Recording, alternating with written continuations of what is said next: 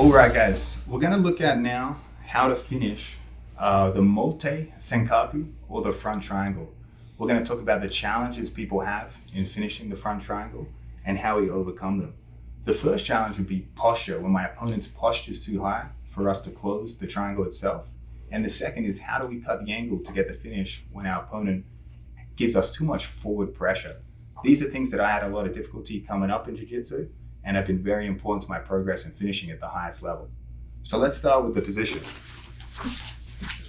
Let's go this way.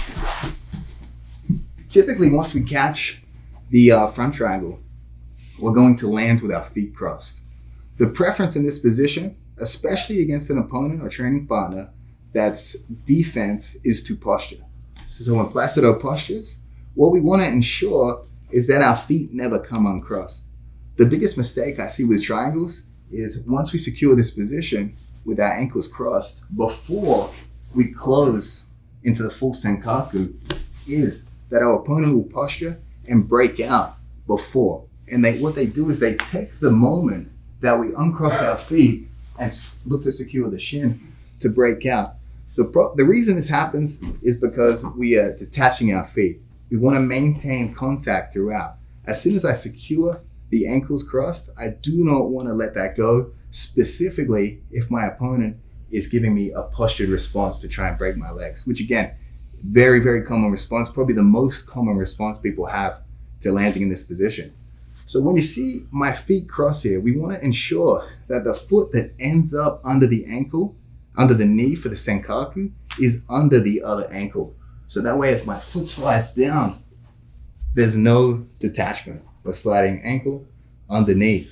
If we landed in the reverse position, I would have to uncross my feet to try to go for the Senkaku, and that detachment is where Placido is going to get his posture here. So when we land, we want to ensure the foot that transfers under my knee initially begins under the ankle. And if Placido tries to posture here, we're going to start dragging that inside foot down until it reaches the knee. So my feet are staying attached the entire time. And then we're landing with this closed Senkaku. Again, if I were to try and open my feet to adjust, Placido can break out. It might not happen that quickly, but he'll gain leverage in which to break out of that position, right? So again, once we secure the ankles crossed, the foot that's going to go directly under my knee to close the Senkaku is the foot that's going to be under the ankle. And as Placido postures, I'm dragging that down, never breaking contact, and landing in our finishing position. So let's talk about how we'd finish from this position, right? The first step for me is I'm going to activate my ankles. If I point my toes, my muscles are not going to be active here, and there's going to be more space for Placido to breathe. When we curl our ankles up, we start to activate these muscles. They start to constrict around the neck, and that's ultimately where we get the strangle here. So once we get to our closed Senkaku, we're not pointing our toes, we're activating them. To ensure we keep a correct angle here, which is looking down the knee past Placido's neck, we want to start looking to secure either A, an underhook on the leg, or B, an underhook on the armpit. The preference will always be towards the leg. So we take a scoop grip on this leg and maintain our angle. I keep my feet tense and I start to stomp down with the outside leg, and we get that tap. Why the scoop grip under the leg is best? Because at a high level, guys might try to stand up and slam you. And when we have a hook on the knee here, we have this scoop grip. It makes it very difficult for Placido to posture up and slam us down or shake us off, which again, very, very common response at the high level. So let's look at the second response guys will give us from this position. Instead of posturing out, they try to pressure forward. When guys pressure forward and they bring my knees over my head, very difficult for me to start manipulating the position to get the finish. If I sense that response, the most important thing I need to do is cut the angle. When Placido pressures forward and we're square, he crushes me. If we can redivert this energy, By briefly opening, securing the shin, and cutting the angle, we've now rediverted his energy away from us. And you can see that I'm not being stacked here. Once we do this, we cross the feet. Again, we're not pointing the toes. We're curling the ankles here. We got a scoop grip on the leg. If we cannot get this scoop grip on the leg, Placido's keeping it back, I would maintain a scoop on the shoulder here. The scoop on the shoulder is going to help me maintain this angle, and he's not going to be able to square back up with us here. If I didn't have this, potentially he starts to square back up, and we get our Senkaku, right? Keep the shoulder here. Placido tries to square back up, and we're trapped at this optimal angle here. Let's leave the two responses again from a different angle. Once we lock our ankles, again, if we're sensing a posture response, I'm never gonna detach my legs. There's always gonna be contact with each other. It's gonna slide down, and as Placido starts to posture, we get to the Senkaku and we can stomp. We're gonna look to underhook the leg. That's gonna help us cut that final angle, and we see down our shin line. And again, to finish, we get that stomping motion. If we miss the leg, we get an underhook on the arm. Placido tries to change the angle here to weaken the Senkaku, but we're trapped in this direction. This time we've secured it, and our opponent's response, Placido's response here, is forward pressure. I open my legs, I cut the angle, and I use the underhook on the leg to change our direction. And you can see we've landed again in this optimal angle where we're looking down our shin line. Placido tries to stand up and get out of this, but we're attached to the leg, which is going to make that very, very difficult. So I would say those are the two most common responses when I finish the front triangle. It's people posturing and detaching our legs and breaking the ankle.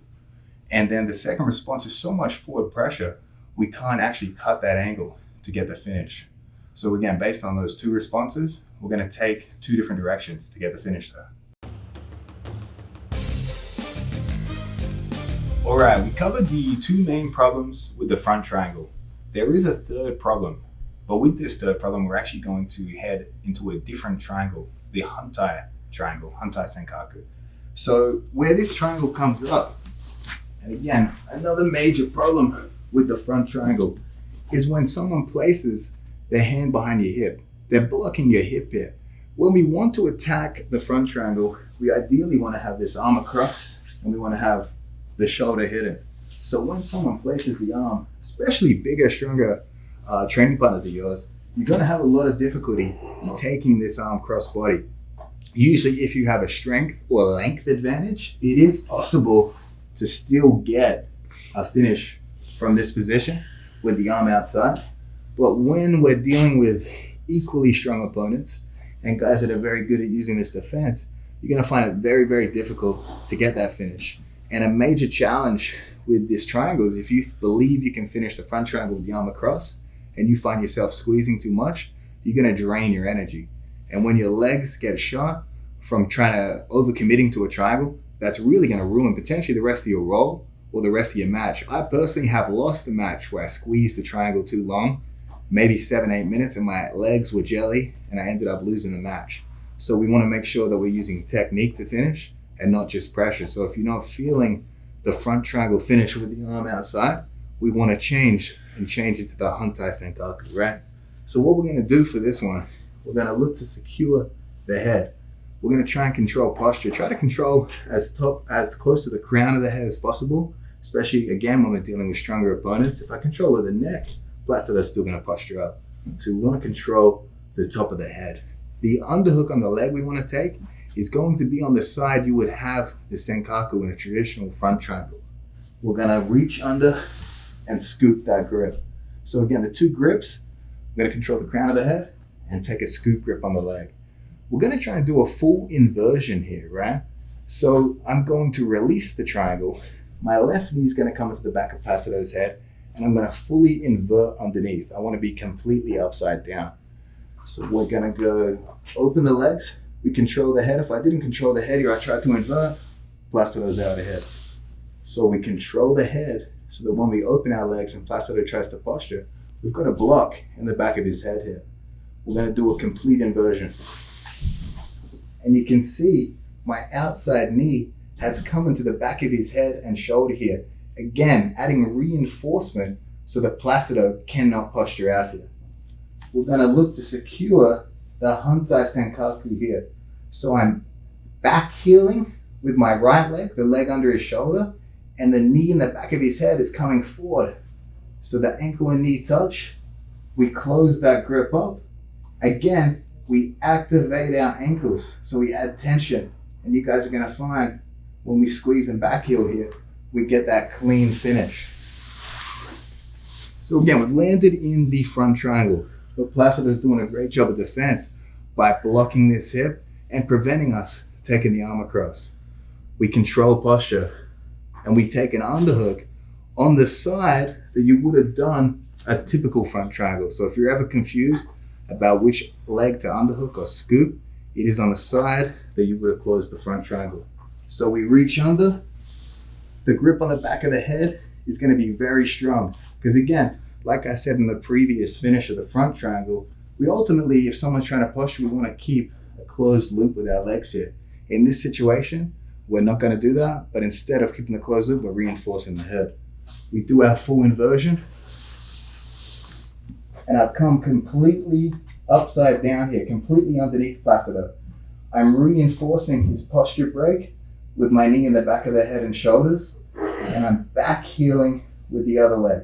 Placido's trying to posture out here. He's going to be very, very stuck. We bring our knee and ankle together, and then we close that Hantai Senkaku. We're going to activate our ankles here and start to back heel and stomp down with our outside foot. And we get that clean triangle. Another challenge with the Hantai Senkaku is when someone looks to control my hip here. If he's controlling my hip and we're trying to invert, we're stuck. So Placido is actually controlling both sides of my hip here. The way we can beat that is I'm going to bring my knees forward. I'm going to try and make him do something else with this hand. I'm going to try and make him post.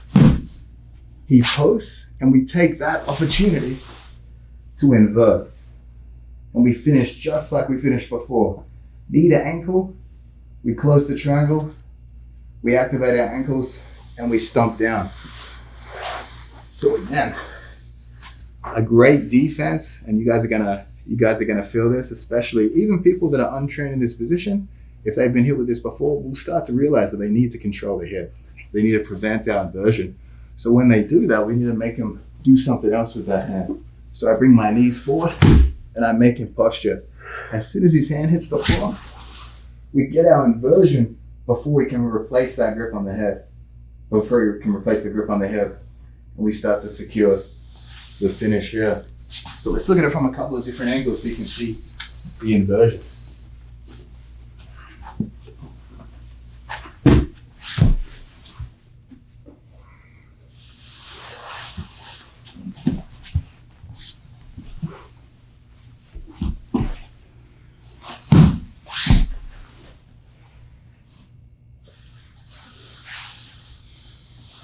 So that's the Hantai Senkaku, the finishing mechanics, and also the biggest challenge you'd have from that position if they control our hips and prevent our inversion. All right, guys, let's look at how to finish the Ushiro Senkaku, or the rear triangle.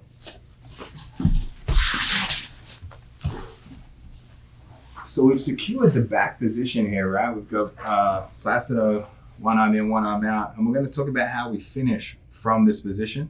I'm going to talk about the relationship between the position of his elbow here, in terms of front and back of the head, and how we can make this triangle much, much more tight. So when we've landed in this position, I want to take two inside grips here. So two scooping grips under the wrist. This is going to be the strongest grip to pull Placido's elbow behind his head. If he has his arm to the side here, we can still finish this, but it's going to be much more difficult to get a really strong choking pressure here.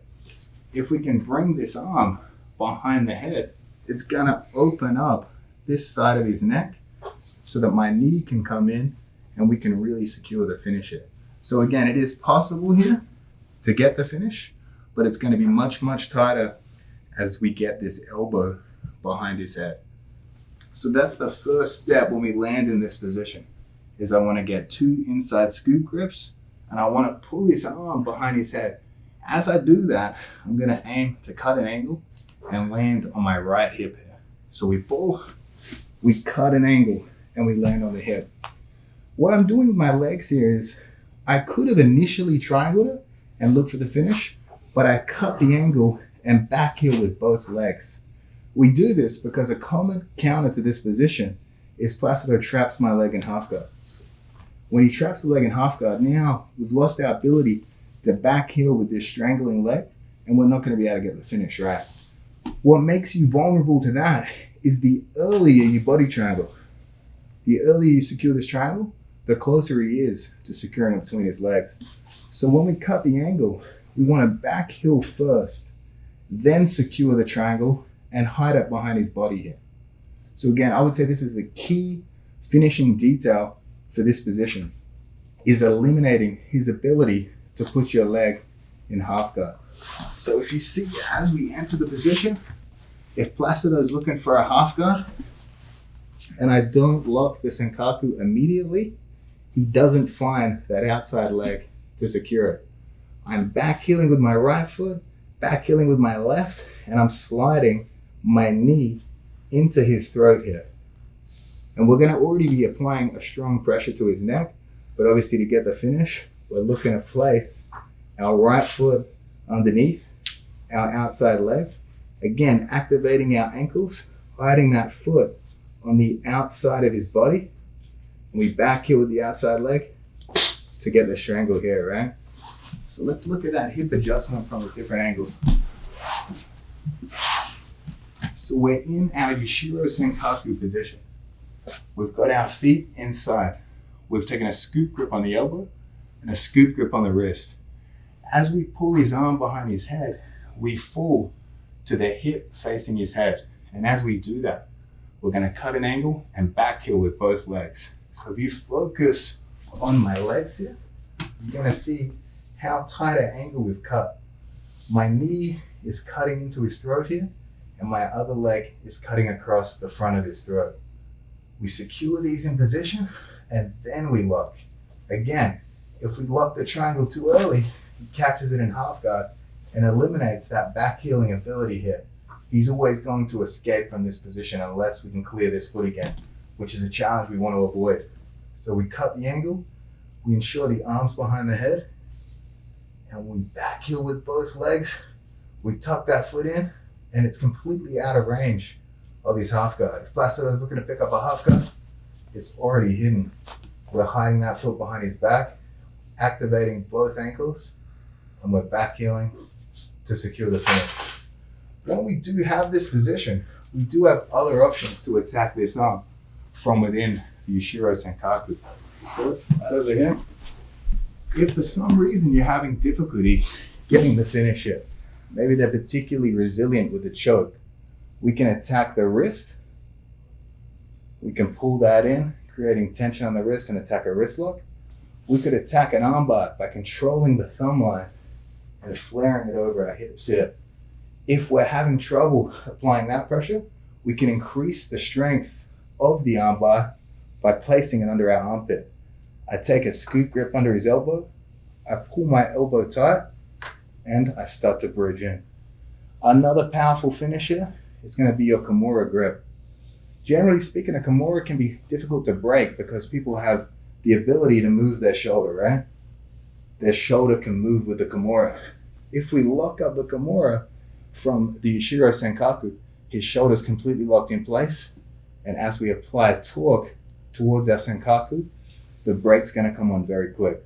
So again, once you've secured this, if they prove resilient to the choke, the strangle, I want you guys to practice applying a wrist lock pressure, applying armbar pressure, applying overhook armbar pressure, or applying Kimura pressure. Be careful applying the Kimura on your training partner. Typically, the shoulder is going to be able to move with a Kimura, but we've isolated it so tightly, it's going to break very, very quick. So those are the finishing mechanics for the Yushiro Senkaku. All right, guys, let's look at a challenge that happens when we're trying to apply the Yushiro Senkaku. That challenge is our training partner is going to roll with our movement, come on top to weaken the Senkaku to escape, right? So when we take this typical grip under both elbow and wrist and we start to fall back, even if we apply the Senkaku, Placido has a strong ability to roll into the triangle, start to drag me over to a weaker finishing position, start to track the legs and weaken our grip here. So one of the biggest problems I used to have when I was finishing the Yushiro Senkaku is their ability to turn in and put us belly down to attack the Senkaku, which again would weaken our finishing ability there. A grip we can use to prevent Placido's ability to roll would be to attack this extension of the wrist here. If I can extend Placido's wrist as I pull his arm behind his head, he's going to have a much more difficult time powering over the top. Whereas when we pull this static grip, Placido can roll into the Senkaku, start to weaken it. So a grip we can take for dealing with especially challenging people from this position, we're going to come under the elbow and look to control the side of his hand here. So we're controlling the outside just beneath his pinky. I can reinforce this grip with my other hand. And what you'll see is as we fall back and pull behind his head, Placido tries to roll out, but this grip greatly limits his ability to roll over that shoulder. We're not trying to wrist lock him here. It's going to put an extension pressure on his wrist, but we just want to immobilize this shoulder. And when we trap it between our bicep and our own hand here, Placido's ability to turn into the Senkaku is greatly reduced. When we're looking for this grip, when we've secured our Yushiro Senkaku position, instead of grabbing here and here at the elbow, just pummel this hand through deeper to secure this hand. So again, our ordinary position would be here. Could potentially even be a Kimura. Even with the Kimura, he can roll into me. But if we pummel it a little deeper, secure the hand, and reinforce it. If we don't reinforce it, Placido might eventually stretch my hand out and overpower it. So when we secure it, I want you to reinforce it with the other hand. The pressure is back into his knuckles, into his own elbow. And I attach that to my chest as everything comes. And I open his shoulder and his arm behind the head. Placido tries to roll out here, but he's immobilized, and we can start to apply the finish here. So again, instead of here and here, or instead of a Kimura grip, we are going to go under the elbow, secure the hand, and reinforce it with our other grip. So when you're drilling this with your training partner, get them to try and roll into it. So you have to use this and really test it out. They're not going to damage their wrist trying to escape it, but see how much you can immobilize them and prevent them trying the rolling escape. All right, one more angle on the Yushiro Senkaku extension grip to prevent the rolling escape. So let's see it again when we don't take the grip. Even though everything's perfect, Placido has an ability to turn into me here, force me belly down, and it greatly weakens my Senkaku here, and he can start working his escapes. So again, we've done all that work to get to such a strong finishing position, but Placido's escape using momentum has limited our ability to get the finish here. So again, instead of these two grips, under the elbow, control the palm, reinforce it with our other hand here. I'm really crushing it together. And when we go for our finish here, I'm extending with my whole body, keeping it close. We're cutting the angle here. We secure. Placido's trying to roll in. And this grip is going to limit his ability to get into that rolling escape here. Let's address another problem when we try to finish the Yushiro Senkaku, and that is they get under our leg and they limit our ability to back heel.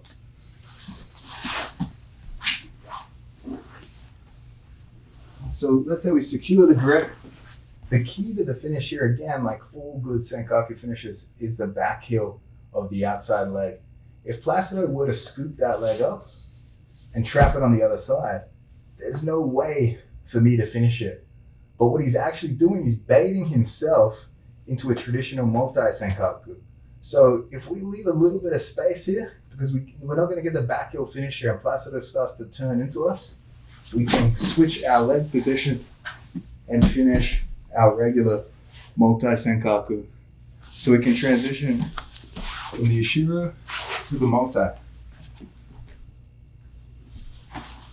So again, we've tried to finish, but Placido secured our leg. He's pulled it across. There's no way I'm going to finish the traditional one here. I can't back heel. Placido is in a very advantageous position with this grip. He's at the end of the lever of my ankle. Very difficult for me to back heel and get the finish. But as he starts to turn up, we can switch our leg position and start to finish the traditional multi-Senkaku. So we'll look at it from a different angle.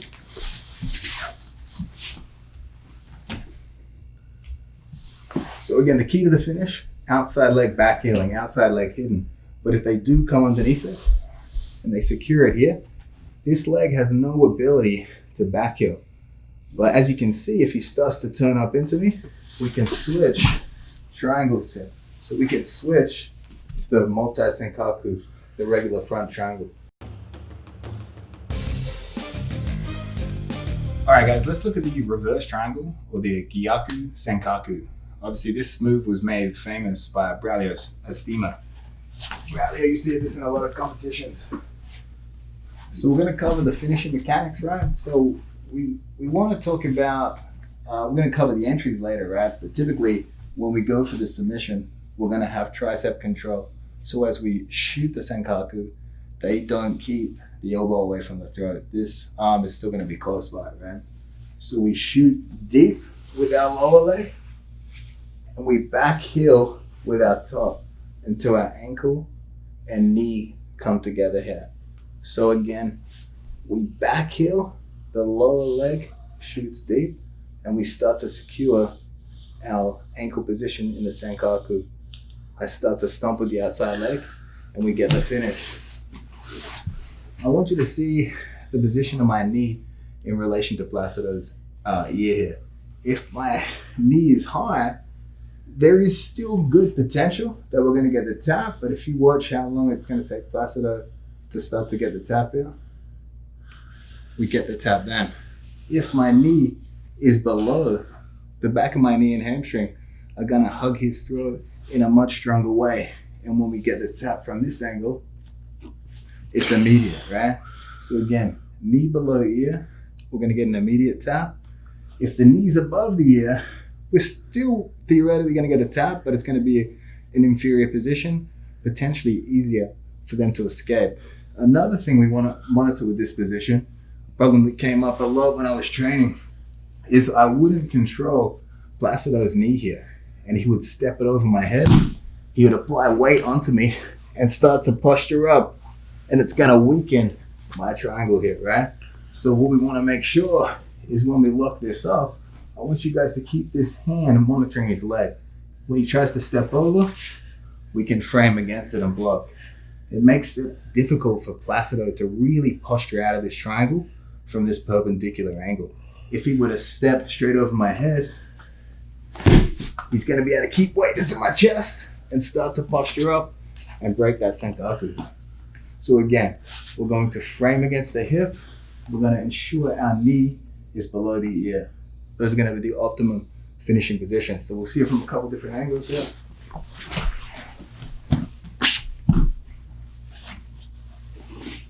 So we shoot our legs through.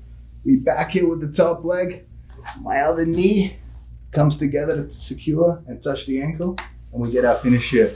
Again, you'll see my hands always monitoring Placido's hips.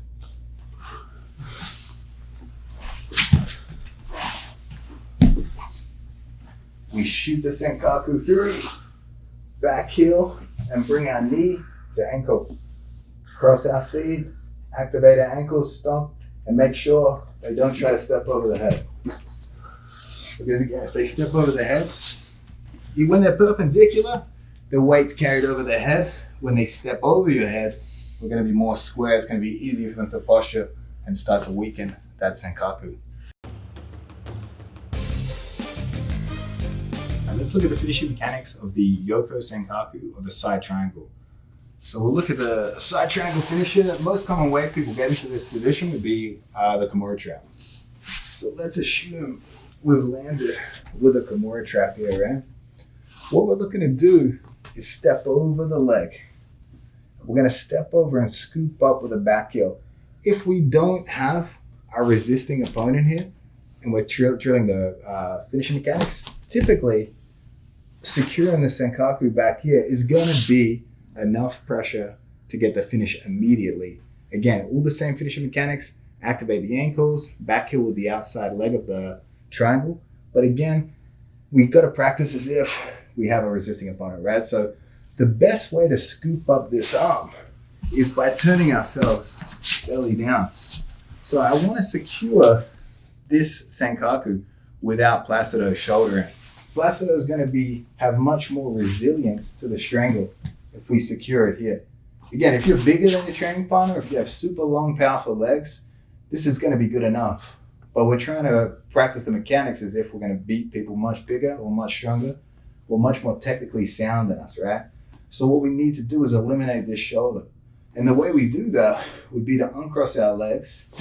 We're going to turn belly down and we're going to use one of the senkaku legs as a post on the ground. So I bring it up, I back heel, I'm back heeling in this leg and it's eliminating the shoulder. So instead of being shallow, we're coming out, pulling back and turning back to our side. So now when we secure the senkaku, it's going to be clearly over his neck here. And we don't have to contend with a broad shoulder here.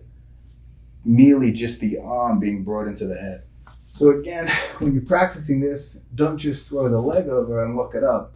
You may be able to do this against smaller people, but if you want to finish bigger, stronger, more technical people from this position, we have to eliminate this shoulder, right? So if you watch my footwork here, the lower leg is going to be a post on our toes here. That's the only way we have the ability to lift our hips and turn belly down. My upper leg is always going to be back heeling. Instead of being down here, when we get belly down, it's going to drag our leg up. So we roll belly down. We can take a forehead post here, and we cut the angle here. So we're making that shoulder disappear, right? Once we get that superior angle on the arm, we turn back to the hip we were initially on. And we secure that same senkaku position. So again, we're throwing that top foot under our bottom leg's knee. We're activating our ankles here, we're creating tension, and we're starting to back heel with our leg. That's what's going to secure the finish. So again, we're in this Kimura position. We've been lucky enough to throw the leg over and secure it.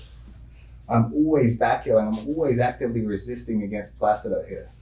I'm not going to allow him to broaden his shoulder here and get that elbow back in. If I were, again, to just lock it up and squeeze here, there is a good chance I'll eventually get it, but there's also a good chance I'm going to very fatigue my muscles and I'm going to pay the price later in the training session or the match. So we want to have a superior finishing. So again, belly down, use that outside foot as a post, make that shoulder shallow, and when we flick back to our hip that we were initially on, that's when we lock the senkaku. So we secure it, we activate the ankles, and we back heel to start to secure the finish. So let's light it from a different angle. We've got that Kimura grip. We're stepping over their head. Again, we could look up a senkaku, but we want to use proper technique. Toe post, belly down, back heel to secure that shoulder and minimize it. And when we rotate back, we lock up that senkaku. We get that back heel finish. So we'll look at this angle as well. We're throwing it over. We created a toe post, belly down, pick it up, switch back to your hip, and now we've eliminated the shoulder for the finish. So again, that's Yoko Senkaku finishing mechanics. And that's typically how he'd set it up from a Kimura trap position. All right, let's look at another variation of the Yoko Senkaku. And this problem is when people manage to bridge over the top of you and make you finish from a belly down position. So this position it can be more difficult to finish from, but we just need to manipulate the angles a little bit to really secure the finish.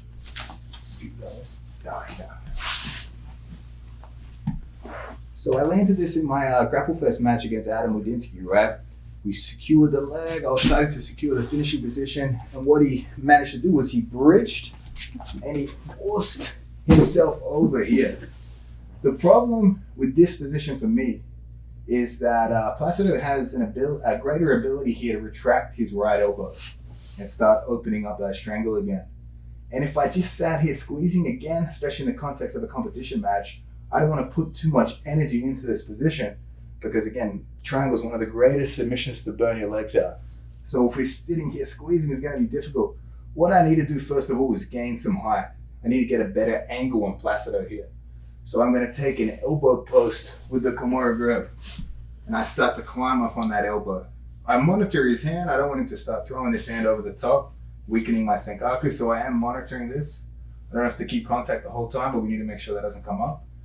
And I'm going to start turning belly down. So against Wadinsky, we're able to secure the strangle from merely elbow posting and turning in. But if they are very strong at retracting this angle, this arm here, we need to re-pick that back up. And the best way to pick it back up is to turn belly down, just like we did from the traditional Yoko Senkaku position. So I put all my weight on top of Placido here. I start to turn my right knee out. And then we've re-secured the strangle here, right? I almost went out there.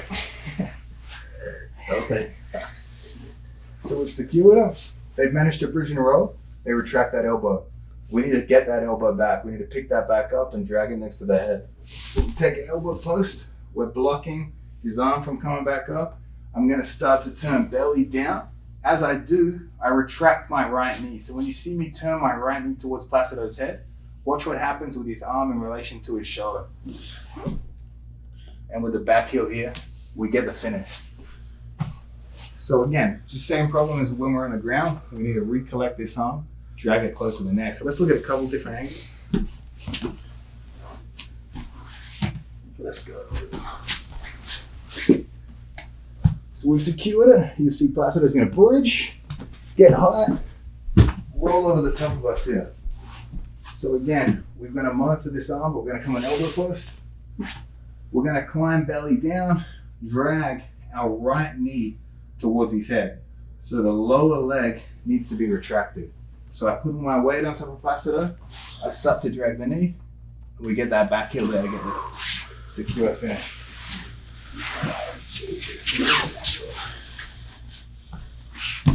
So when I say turn belly down, just like here, we turn belly down, we recollect the arm, and we get a tighter Senkaku here. It's the same thing when he manages to bridge and roll. So as Placido bridges, comes over the top here. We're going to cut the angle with him. We're going to take an elbow post. I'm going to belly out over the top. So Placido's retracting his arm. Here, difficult to strangle. If he didn't retract his arm, we could potentially get the strangle here, right? But Placido's intelligently defending. So we're going to belly out over the top, flare our knee to scoop that arm back up.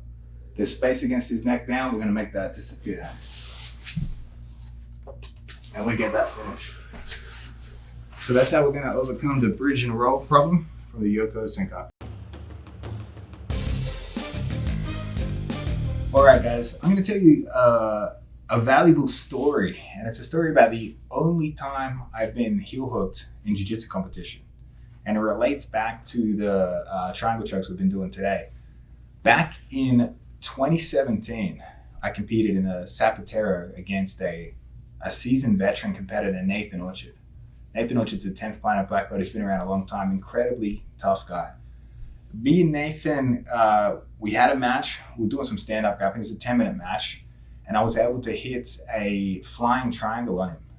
And as soon as I hit that triangle, immediately in my head, I thought, the match is over. Up until that point, I finished a lot of people with triangle chokes, especially in the gi. And I just started squeezing incredibly hard in this triangle. I assumed it was done. So I was applying the pressure.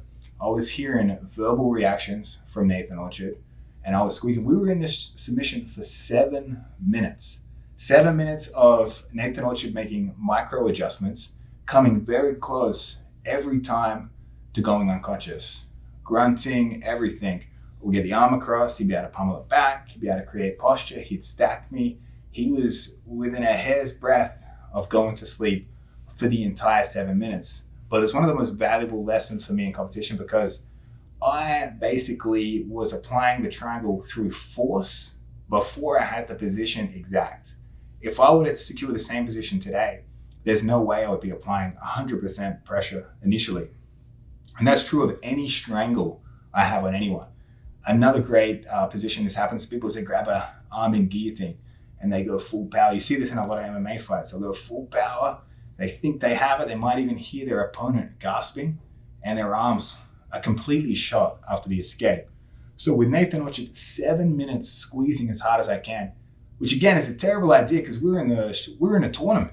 So I was squeezing so hard that even if I had eventually submitted Orchard, I had nothing left in my legs and I would have lost the next round.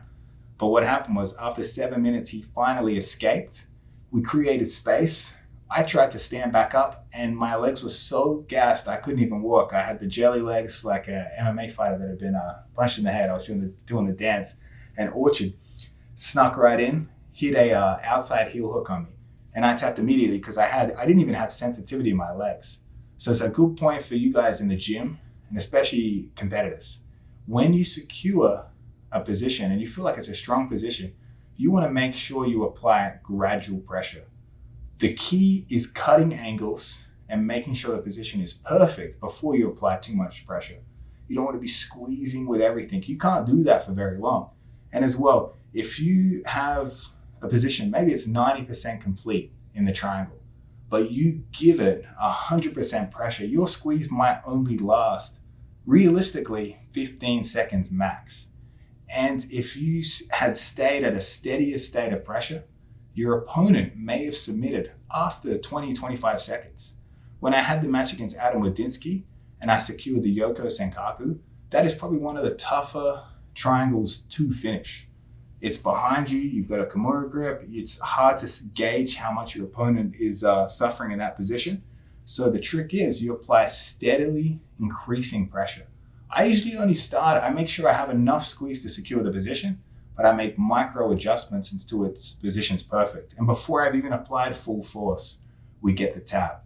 Never am I going to be squeezing as hard as I can. If I'm squeezing that hard, there's something wrong with the position. If I had the positioning perfect and I squeeze that hard, of course we'd get the submission. So if you find yourself strangling someone, whether that be guillotine, whether that be a triangle, especially a triangle, it's much easier to have fatigued arms and continue a match than fatigued legs. Either way, it's going to suck. But you will apply steady pressure to keep the position until you find the submission. It shouldn't be 100%. You should start counting in your head before you start applying too much pressure. But again, that's the only time I've been heel hooked in competition. And Nathan Orchard is very, very talented. It was a great win for him.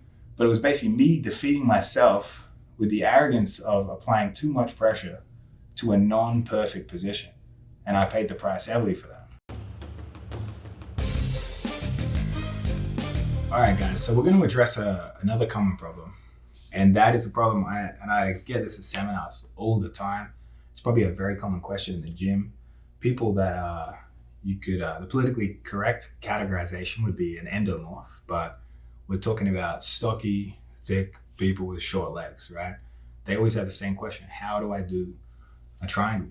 I can't get my legs locked. They're not long enough. Typically, it'll always be like, they'll be locked like here, like the guy showed. I mean, it could even happen to someone like me with long legs if someone has broad enough shoulders, right? How do they find a way to finish people with triangle chokes? Because I don't believe triangle chokes are only for tall people or people with long legs. I think that they can work for everyone. They just need to obviously take a few more steps. A short person that can do clean triangles is probably going to have the most proficient triangle choking technique, whereas someone with longer legs that can triangle people generally from all positions is going to have a less of a need to have such a strong triangle, right? So let's talk about what we need to do for people with shorter legs. For me, and again, especially against someone like Placido, I can still get a clean triangle choke with the shoulder in. I'm still going to be able to triangle because I'm going to be able to lock a very tight senkaku. But if we're visualizing someone with much shorter legs, so we visualize Placido as having much broader shoulders, we need to make sure we eliminate this. This is going to take up a lot of space in our senkaku here. So we can eliminate this shoulder from the equation. We're going to make it very easy to lock our legs, right? So shoulders in, he's going to be taking on much more space, right?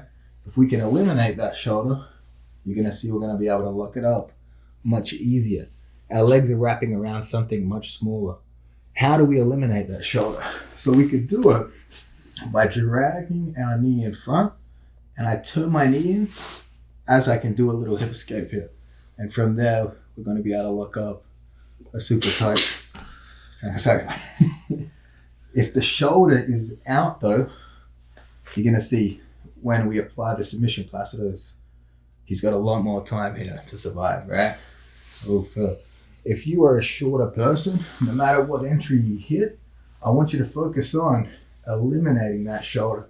And we eliminate it by bringing our knee in front and then turning our knee in. And you can see now, requires much less space for me to lock it up. So the shoulder problem, when we say if you have short legs or you're a stockier person, the problem isn't necessarily that. There is a solution. The problem is the shoulder. The more shoulder they have in the triangle within your lock, the greater difficulty you're going to have to actually complete that triangle. So if you find yourself again on the toes here, this is going to be bad news for you here. We want to have a perfect senkaku. If we're on the toes, we can't activate our muscles here in our leg. We're not activating them as much with a toe extension.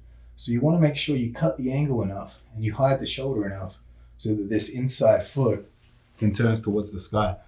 So again, if you practice those skills, you're going to find a much greater success, even if you have short legs, or if you're facing someone with very, very broad shoulders. Triangles are still going to be possible for you in that position.